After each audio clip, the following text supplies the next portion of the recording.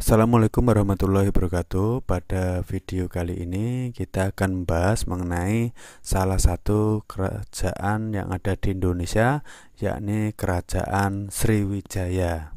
Mari kita bahas mengenai materi Kerajaan Sriwijaya secara ringkas, lugas, dan semoga jelas. Nah, Kerajaan Sriwijaya itu berdiri sekitar abad ke-7 sampai ke-15 Masehi. Berdasarkan catatan dinasti Shang disebut dengan Selivose, sedangkan pedagang Arab menyebut Sriwijaya dengan kata Sribuza, Zabak, atau Zabai. Kerajaan Sriwijaya ini merupakan kerajaan yang bercorak Buddha di Indonesia. Adapun pusatnya yakni di sekitar Palembang, tapi ada beberapa teori yang mengatakan letak pusat dari kerajaan Sriwijaya itu di daerah Jambi.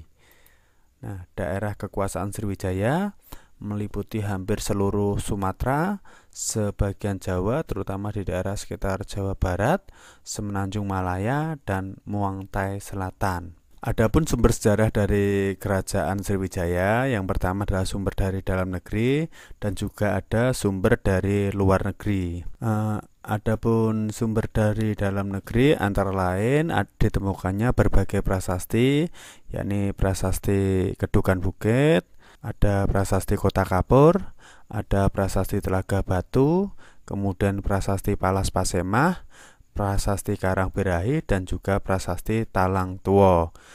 Sedangkan sumber dari luar negeri antara lain catatan dari Ising, kemudian prasasti Tanjore, ada prasasti Nalanda, dan juga prasasti Ligor. Ini merupakan prasasti yang ada di Kerajaan Sriwijaya beserta isinya. Yang pertama adalah prasasti Kedukan Bukit, itu berisi tentang Raja Dabuntayang berhasil menaklukkan Minangkabau. Raja Dabuntayang ini merupakan raja pertama dari Kerajaan Sriwijaya. Yang kedua adalah prasasti Kota Kapur yang berisi cerita peperangan dan sumpah atau kutukan bagi orang-orang yang melanggar peraturan dan kehendak penguasa. Yang ketiga adalah prasasti Talang Tuwo menyebutkan tentang pembuatan kebun Sri Kestra atas perintah Dabuntayang. Kemudian ada prasasti Palas Pasemah bahwa daerah Lampung Selatan pada waktu itu berhasil dikuasai oleh Sriwijaya.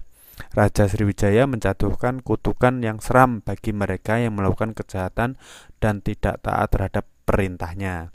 Selanjutnya ada prasasti Karangbirahi, isinya berupa permintaan dewa supaya menjaga kerajaan Sriwijaya dan menghukum orang-orang yang berbuat jahat. Ada lagi prasasti Telaga Batu yang menceritakan tentang kutukan-kutukan raja terhadap siapa saja yang tidak taat dan melakukan kejahatan. Kemudian yang terakhir adalah prasasti Amogapasya, yakni adanya hubungan antara kerajaan Sriwijaya dengan kerajaan yang ada di Jawa. Jadi sebagian besar inti dari prasasti dari Sriwijaya itu berisi kutukan serta perluasan wilayah. Sedangkan sumber dari luar negeri ada catatan Itsing. Itsing itu seorang pendeta dari Cina, pernah belajar agama Buddha di Sriwijaya. Kemudian dia bekerja sama dengan Sakyakirti menerjemahkan kitab Buddha yang menggunakan bahasa Sanskerta menjadi bahasa Cina. Ini merupakan catatan Itsing. Kemudian yang kedua ada prasasti Tajore, itu menceritakan serangan kerajaan Chola pada tahun 1017 ke kerajaan Swarna Bumi, yakni Sumatera, diperkirakan adalah kerajaan Sriwijaya. Kemudian yang ketiga prasasti Ligor, itu menceritakan pembangunan Trisama Wicati dan juga di dalamnya terdapat nama raja yang bernama Wisnu bergelar Sarwara Madewa Matana. Ini prasasti Ligor ini letaknya di Semenanjung Malayu. Kemudian yang terakhir, yang keempat adalah prasasti Nalanda. Ini berupa isinya pendirian bangunan biara di Nalanda oleh Raja Balaputra Dewa. Nalanda ini di India. Ini merupakan sumber dari luar negeri tentang kerajaan Sriwijaya. Kemudian ada berbagai faktor yang menyebabkan kerajaan Sriwijaya berkembang pesat, antara lain letaknya strategis, yakni di jalur perdagangan. Sriwijaya terletak di antara Selat Malaka dan juga Selat Sunda. Ini merupakan rute perdagangan saat itu, yang mana letaknya Sriwijaya sangat strategis. Kemudian kemajuan pelayaran dan perdagangan antara Cina dan India.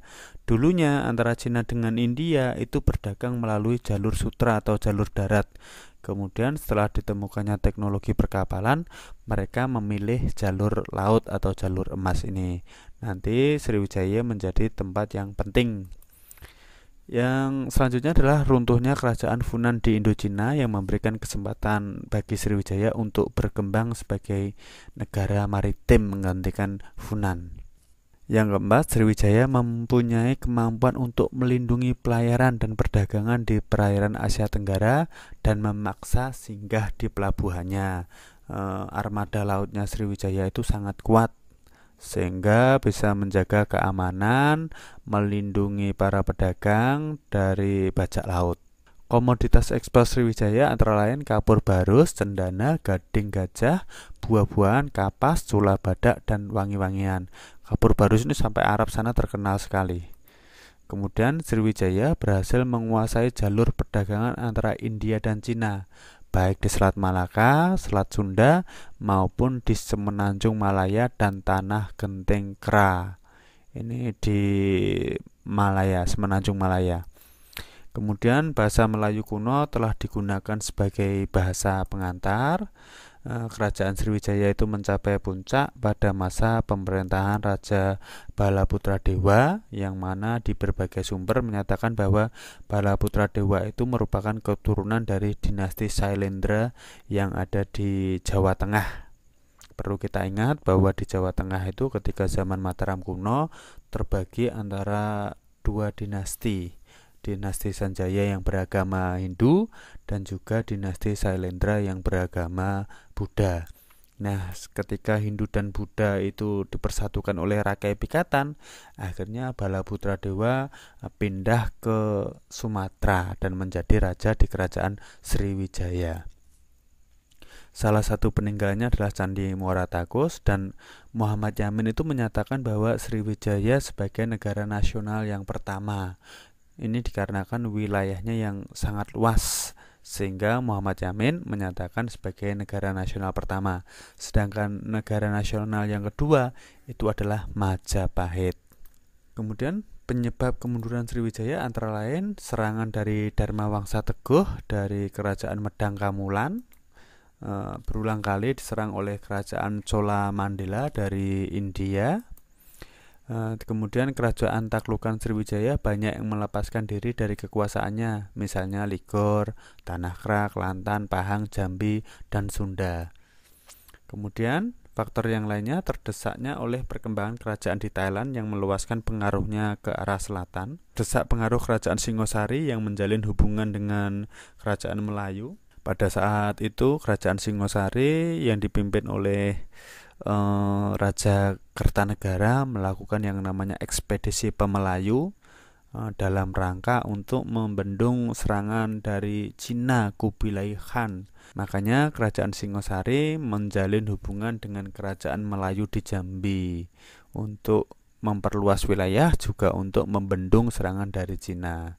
Kemudian mundurnya perekonomian dan perdagangan Sriwijaya karena bandar-bandar penting sudah melepaskan diri dari Sriwijaya, juga disebabkan mendangkalnya Sungai Musi. Tidak ada pemimpin yang cakap atau berwibawa setelah meninggalnya Raja Balaputradewa.